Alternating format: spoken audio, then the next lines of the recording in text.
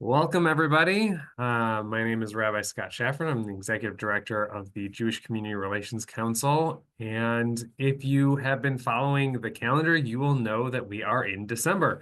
And December for us here in Missouri means that bills have started being pre-filed and we are getting ready for our legislative session, which begins in January, runs from the first week in January through the middle of May. I will preface our discussion today by saying everything that we are learning about what the priorities are for the session, it is all up to be changed, depending on what has energy behind it to pass, depending on what representatives hear from constituents and other leaders. Any of this could change throughout the legislative session. If you were paying attention last year, there was a lot of things that were seemingly big ticket items that there was energy behind that didn't really make it across the finish line for a whole host of different reasons. And so nothing that I say or share is guaranteed to predict the future. But that being said, we are seeing a lot of different trends coming out in the pre-filing. I want to go through a few of them, some that we're seeing a lot of energy around, some that are just interesting things to note, to watch out for. And then I'm going to talk a little bit about some Jewish community energy and priorities, and hopefully have some time to answer your questions, talk about things that may be of issue to you as well. So again, if you have questions, please either throw them into the chat or throw up your hand either visually in the camera or your virtual hand, and we'll try to make sure everyone has a chance to have their questions answered as well. So with that,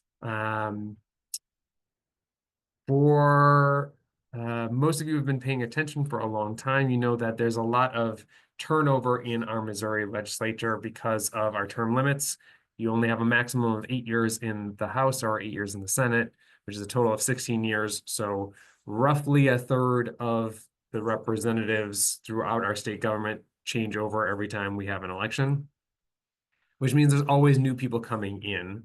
This year, two big changes are that the Speaker of the House and the Senate Pro Tem termed out and are going to be replaced by new people. It is likely that Representative John Patterson, who is a Republican from the Lee's Summit area, will take the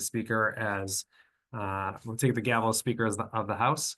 And it also seems that Senator Cindy O'Laughlin will become the Senate Pro Tem. She was previously the Senate Majority Floor Leader. Representative Patterson was previously the House Majority Floor Leader, so it makes a lot of sense. It's a logical succession, but they will probably run things differently than their predecessors have. And there will be a lot of turnover in terms of majority and minority leaders, who is leading which committees. Will also see a lot of flux as several of those leaders have termed out as well. So it's important to pay attention to what their leadership styles are, because some of that we won't know. From interviews that people have been conducting, it seems like there is a few different leaders who now have leadership positions within the House and Senate who want to talk about tax reforms. They have not been specific about exactly what reforms they're proposing, and there haven't been a lot of pre-filed bills that specifically talk about tax reform, although a lot of that will come up in the budgeting that happens throughout the session, but the budget usually doesn't get approved until the 11th hour, which will be several months from now. Also, very outspoken representatives like Ben Baker from the Neosho area have talked about, getting rid of DEI issues. It's not clear what exactly that means. If we're talking about DEI in education, DEI within corporate spaces or nonprofit spaces, that's not clear, but there is certainly going to be a conversation on what does inclusion mean in our different public spaces, in our different workspaces, and how that affects our communities here throughout Missouri. A few other things that are sort of one-offs that are new. There was a bill that was proposed to make any elections, local, state, federal elections, state holidays, which means that federal organizations and state organizations would be closed for those, and it would be, kind of an active holiday that businesses were also encouraging to give their employees off for, which would be, I think, a nice nod to voting access. It would be a huge benefit to people who struggle to get to the polls and also get to their jobs. There's also a few different bills that talk about establishing fair rates for utilities and access to good energy services. Those haven't come up in the same way before, but it'll be interesting to see how those discussions play out. Two other things that have obviously been big topics of conversation since the November elections are the passage of Amendment 3 and the Proposition A. For those of you who need a refresher, Proposition A raised the minimum wage over the next 3 years and had a provision that all workers were guaranteed the ability to earn sick days. So it's not that everyone has a certain amount of sick days, but every workforce would have to offer the ability to earn sick days based on hours worked. Amendment 3 was the abortion rights amendment that passed as well. Both of these, there have been representatives who have talked about ways of fighting, reversing, or changing these amendments that were passed by the Citizens Initiative petition process.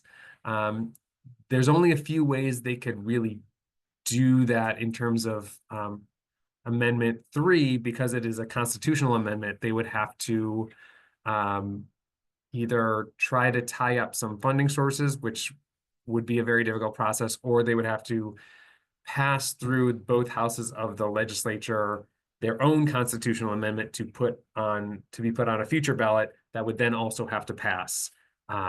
So there's conversations about that. It's unclear if there is a leader or group of leaders who have specific language to get that through. There hasn't been any language proposed in pre-filing, but that is something that's going to come up very likely. With Proposition A, it's a little bit different because it's a proposition that changes law. It doesn't change the state constitution. There are maybe some ways that they could, through legislative means, try to change what Proposition A mandates or allow it to play out differently. Again, nothing has been pre-filed that specifically addresses that, but it has been the subject of a lot of conversation amongst especially newly elected representatives, but also some of the leadership. So again, unclear how that's going to play out, but it will definitely be part of the conversation. Something we have seen a lot of pre-filing bills about has to do with rights for adult trans people. Part of what we've seen in Missouri is a lot of efforts to curtail access for trans people. A lot of it was focused on trans kids and, outlawing medical care for trans kids and trans youth. There are now bills to do a whole host of things. House Bill 76 would sort of define sex and also nebulously define gender as biological sex at birth. House Bill 35 is a bill that would criminalize doctors providing gender-affirming care in general, does not specify only to youth. There's a House bill and a mirrored Senate bill. House Bill is 157, and Senate Bill 298, which would mandate that driver's licenses can only reflect sex at birth. So even if someone had, as an adult, had gender reassignment surgery, they could not have their documentation reflect that gender reassignment surgery. So there's a lot of bills that are coming to specifically target that population. And we know this will be the subject of a lot of conversation. A lot of these bills will be challenged. Some of them, it is really unclear whether they run afoul of provisions that are already in the state constitution or, the federal constitution or any level of equal rights.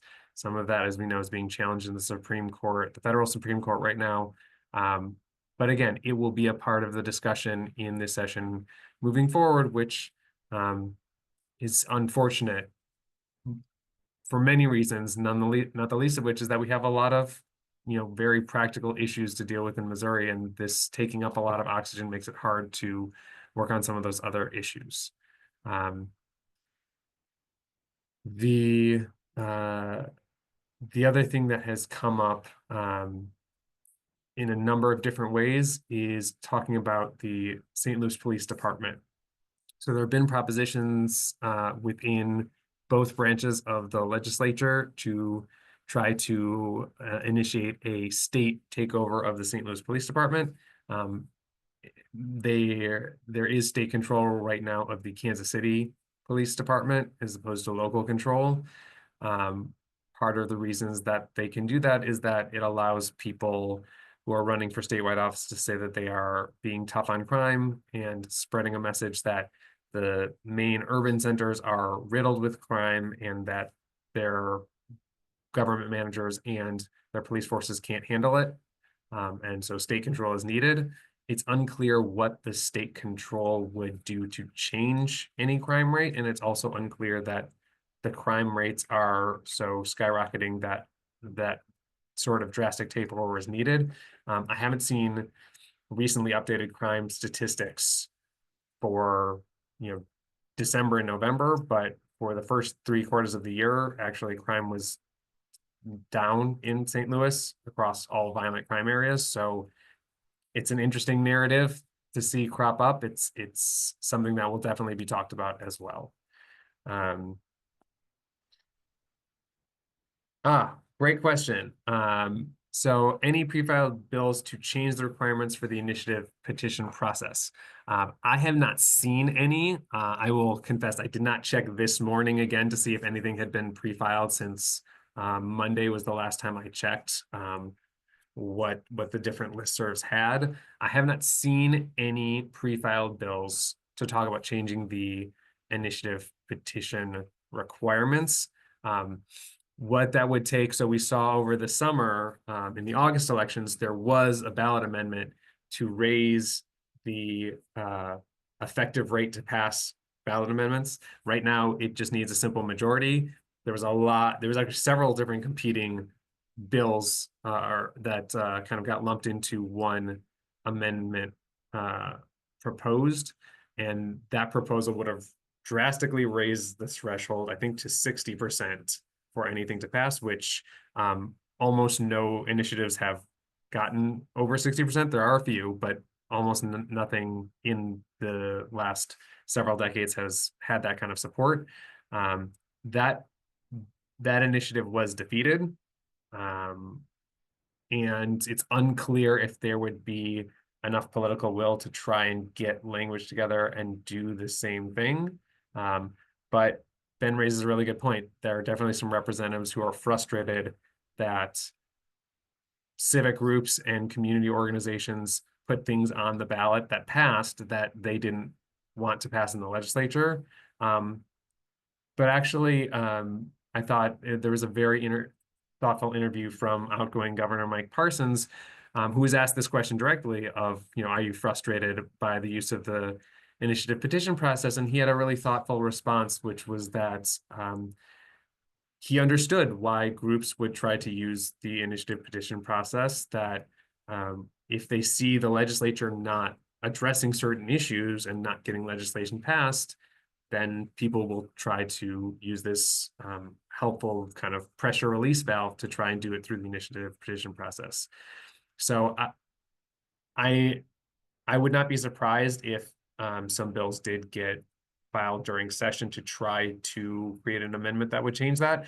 I'm not sure it has the legs to actually get across the finish line and onto a ballot. I would actually be kind of surprised if it did.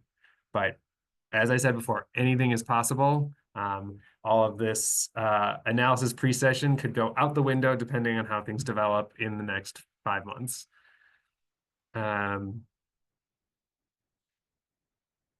There's some other there's some other issues that have come up in pre-filing. One had to do with modifying pricing in healthcare, so reducing prices for people going to pharmacies, trying to expand healthcare access for some of our rural counties that are losing hospitals and clinics at an astonishing rate. That would be a really important initiative to push through. Also, making sure that judicial procedures, so the state courts are running smoothly. There are propositions about that as well. Questions so far? I feel like I threw out a lot of different information at folks very quickly. Are there questions that people have about the upcoming legislative session, about any of the bills or categories or things that I've shared so far? It's hard to see if people do have questions because most people's video is off, but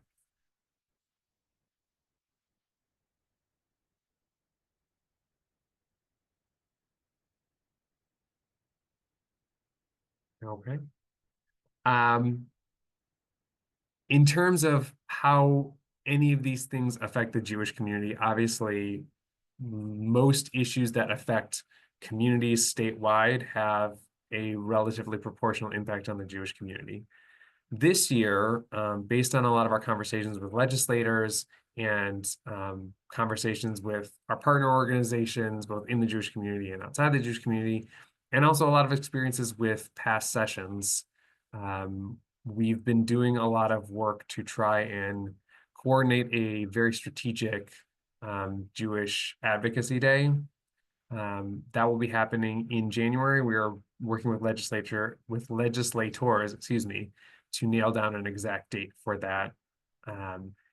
At our last JCRC council meeting, we did a lot of work to try and talk about what are the community's priorities, what are community needs that maybe aren't met, and we developed a long list of things that are really affecting people's day-to-day lives. And some of them were, I think, surprising to some of our council leaders. A number of people brought up the fact that there are a whole host of people in our Jewish community who are subsisting on SNAP benefits and have other, are taking part in other assistance programs to make ends meet, and that those programs are really a huge benefit to a lot of different people throughout our community, and to try and secure those programs so that people have access to food and to shelter and to the things they need. Up into things like last session, we had done some work on trying to increase the amount of funding available for nonprofit security grants. That was actually a really good piece of partnership in the last session. Was a lot of our Jewish organizations obviously have a lot of increased security needs, unfortunately, especially over the last year, but increasing over the last several years. So too, a lot of our non-Jewish partners have increased security needs, specifically churches that are mainly churches where the members are people of color, and other smaller religious minorities, people like our Sikh groups and others who have increased security threats and needs. But a lot of them were on board with some of these processes to try and expand the available grants, and also to get information out about the grants that are available. So that's a piece that we're going to be working with legislators very closely on, to expand that access. And also, as we're expanding access and having more money in the budget for these nonprofit security grants, to make sure that people in the community are aware of that and know that that's happening and know how to apply, and that people are able to do that easily. That's a pretty clear topic of benefit that our communities could really use some assistance on.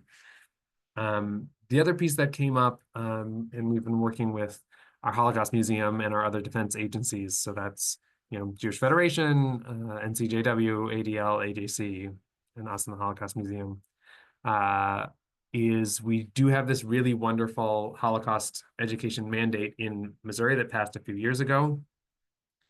And some of the feedback we've been getting from educators and also from families is that even though there is this mandate that the Holocaust be taught and that it be covered, as an effective unit in either history classes or any, a number of other places in curriculum, it could use some more specifics on what is a good and robust curriculum, like what are some of the best practices in terms of Holocaust education.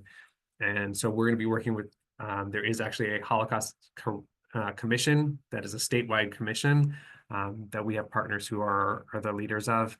And we're going to be working with them to try and advocate for kind of putting into practice with this mandate some best, practices of how to effectively teach that curriculum and kind of spreading that training to educators as well. So that is an initiative that we are working on to push that statewide. Thoughts, questions, anything that I have made unclear so far?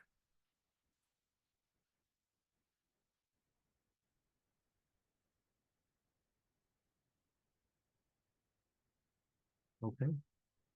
A few other things that I wanted to cover and talk about.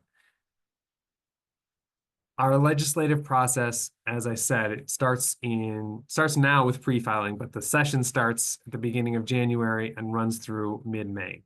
It's not a lot of time to do all the things that our state government needs to do. And it's also a lot of times for a lot of things to change and happen. The best thing that we can do as citizens, as leaders, as people in community, is to be in regular contact with our personal representatives. So the person who represents your district, person who is your state senator, people who serve on committees as well.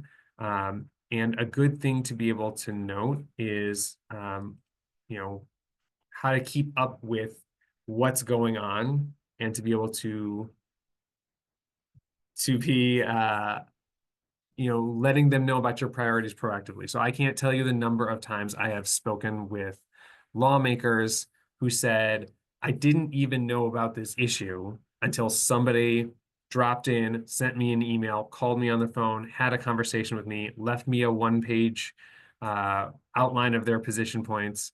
And whether you're talking to the legislator themselves, or they usually have a policy director or a chief of staff, they are really effective people to build relationships with. It's very helpful to be able to contact them, share ideas, and let them know what's really important to your community, because they get so many different things thrown at them in a session.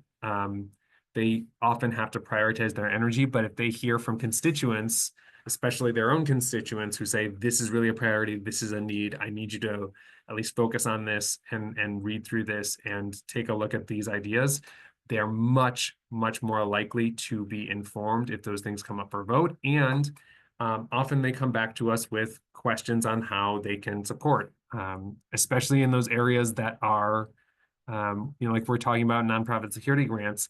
That's not exactly a controversial or divisive issue the way we think normally about divisive issues.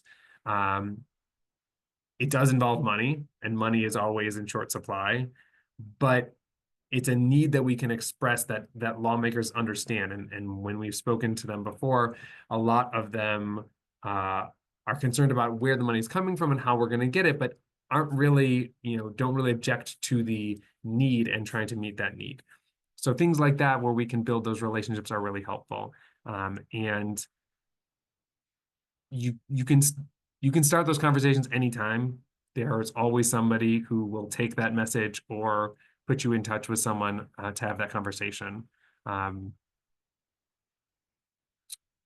last piece I want to kind of share is that, as I said, 5 months seems like a short session, but a lot can happen. And it's very helpful to be able to communicate out as these news items are happening. What are your next steps? And we at JCRC have advocacy alerts that come out every Monday starting during the session. I'll probably send a first one out next week to get one in before the new year, and just let people know how the session is starting.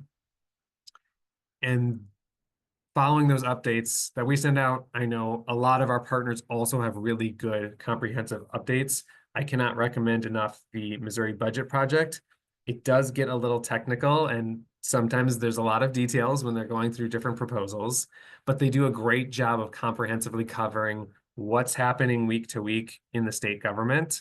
They have, you know, last session it was every Thursday, but they have weekly updates that you can log into their Zoom and get like a quick, you know, half hour to 45-minute update on what is happening during the session. But their emails are also very informative.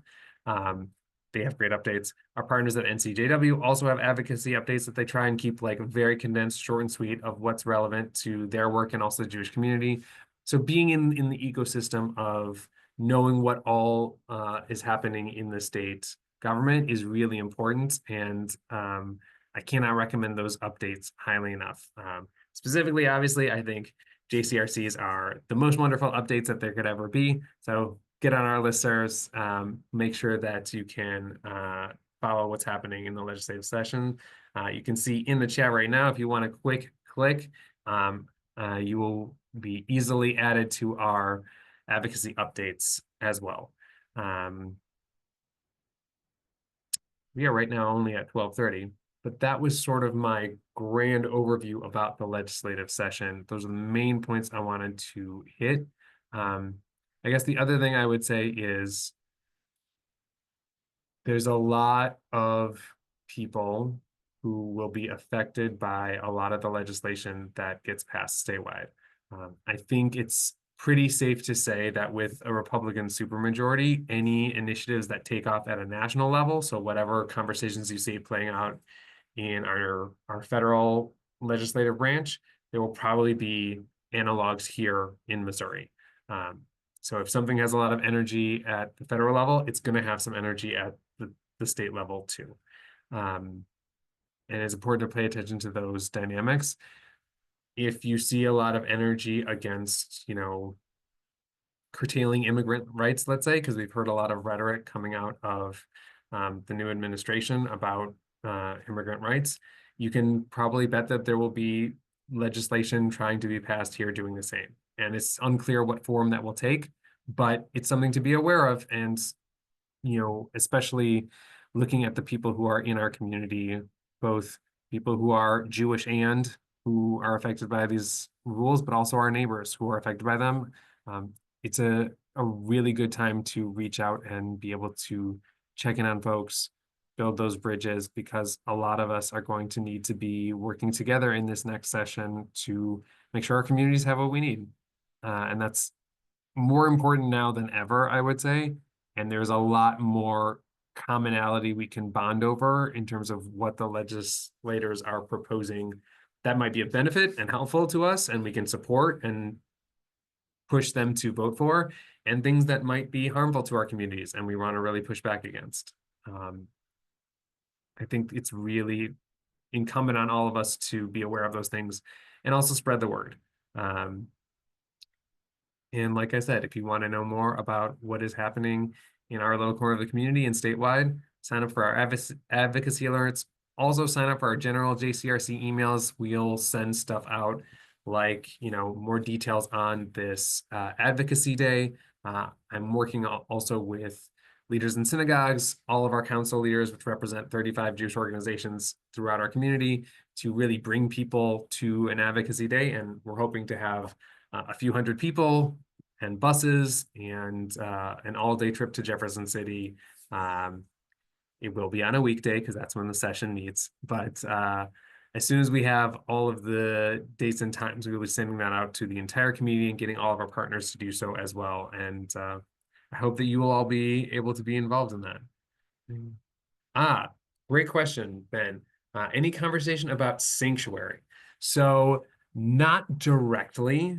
There have been talks about sanctuary cities. For anyone who's not familiar with the term, sanctuary cities are cities that take a public stance to not work with the Immigration and Customs Enforcement or any other agency that deports immigrants, either legal immigrants or illegal immigrants, and to offer them sanctuary in those cities.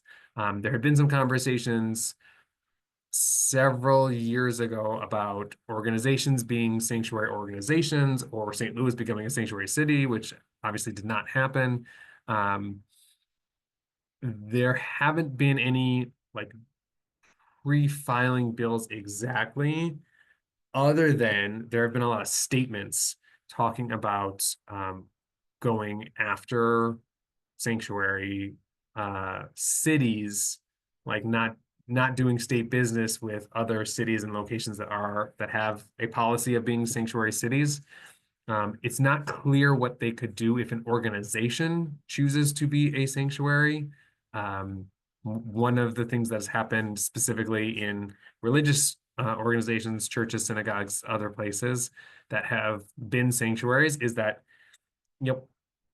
if part of their bylaws and mandate is to offer space and protection to anyone who needs, there's not a lot that a government could do unless the person has some sort of criminal warrant out for them.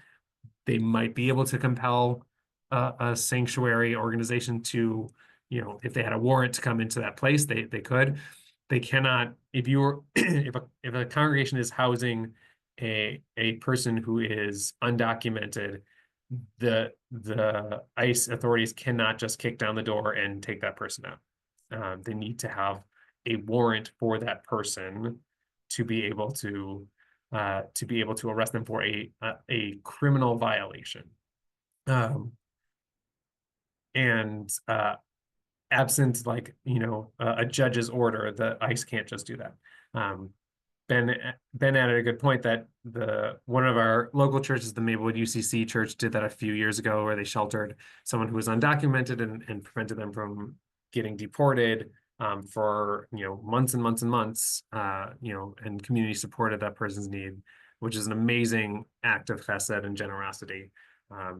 So there has been some conversation. There's not been a bill pre-filed that specifically addresses that, but as I said, it will probably come up, if not, sanctuary organizations particularly, definitely, the rights of migrants to be here, how they are documented or not, and also making it harder for them to have mobility of travel and making sure that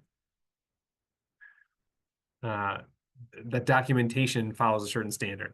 There was controversy last year where there was a bill proposed to add a graphic to driver's licenses saying that somebody was a U.S. citizen, which was a really potentially harmful bill, not just for immigrants to this country, because again, it was specified to be a U.S. citizen icon. So if you were here legally, you are a legal immigrant who is not yet a citizen. You are have some other sort of immigration status. You wouldn't be able to get that on your driver's license and would potentially be open to harassment because you didn't have this special U.S. citizen decal on your identification, which would be very problematic. But it also, I mean, for those of us who are students of Jewish history, it was, the wording was oddly and eerily and spookily similar to some of the early laws in, 1930s Germany, where Jews had to have special documentation on their passport indicating they were Jews and allowing them to be tracked. And other populations had to have similar documentation marking them as like an unfriendly population, and it opened them up to a lot of harassment. So that was a particularly pernicious way of sort of tracking people as suspicious based on their migration status, even legal migration status. Are there questions that people have about the legislative session, things they're excited about, nervous about, anything else that you may have heard that you want us to address, or even just questions of how the process works?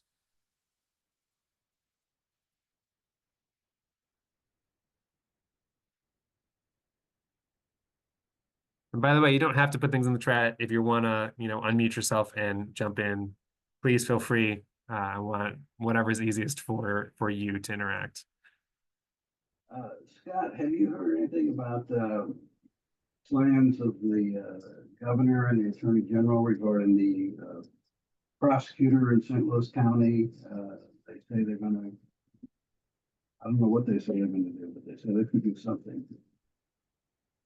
Yes, so it was a little bit hard to hear you, Lenny, but there is ongoing discussions about who is going to be the new prosecutor. As you know, hopefully people know, Wesley Bell won his bid to become a U.S. representative and will be taking that office, and so they need a replacement prosecutor for Wesley Bell.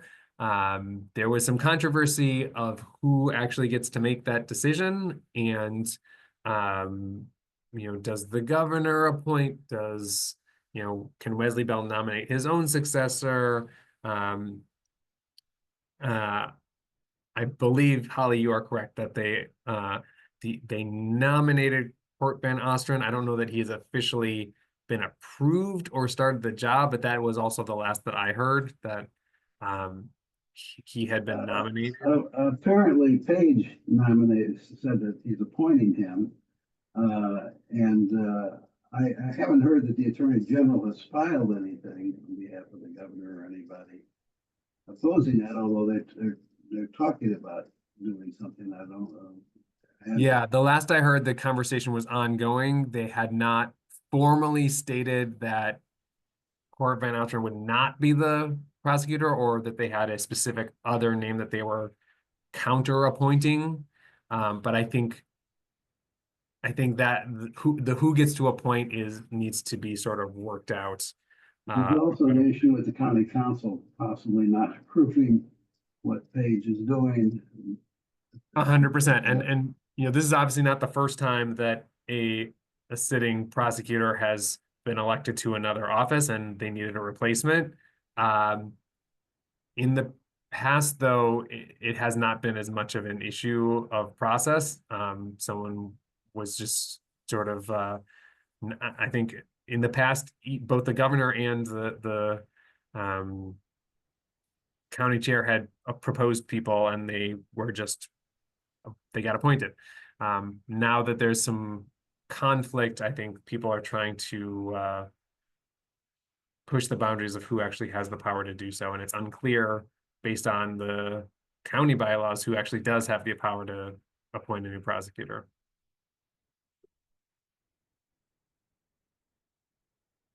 Other thoughts, questions? We have a little bit of time.